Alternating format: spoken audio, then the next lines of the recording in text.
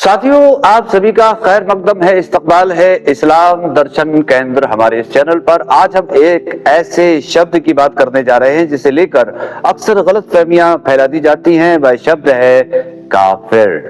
हाल ही में मध्य प्रदेश में सड़क और दूसरे विकास कार्यों के लोकार्पण के दौरान एक मंत्री ने कहा कि अगर हमें काफिर कहा जाता है तो काफिरों की बनाई सड़क पर मत चलो और सरकार की योजनाओं का फायदा भी मत लो। लेकिन असली सवाल यह है कि क्या काफिर का मतलब सिर्फ किसी दूसरे धर्म का आदमी होता है? तो जवाब है नहीं। अरबी भाषा में काफिर का मतलब है सच्चाई को छिपाने वाला, सच्चाई से इनकार करने वाला या उस पर पर्दा डालने वाला। यानी सिर्फ किसी दूसरे धर्म का होना किसी को काफिर नहीं बना देता है। इसी तरह शिर्क का मतलब है कि एक ईश्वर की ताकत और अधिकार में किसी और को भी बराबर मान लेना। जो ऐसा करे उसे मुशरिक कहा जाता है।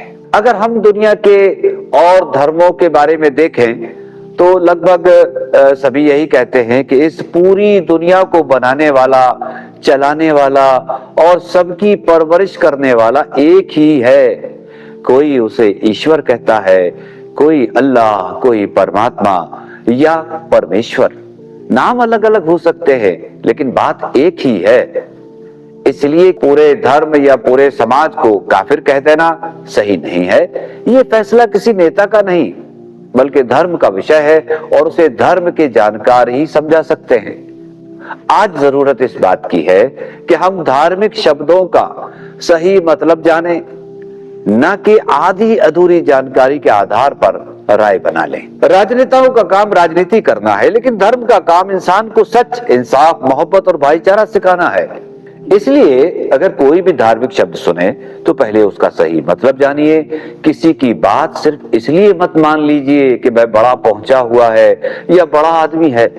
ज्ञान किताबों से आता है, समझ विद्वानों से आती है और समाज आपसी सम्मान से चलता है।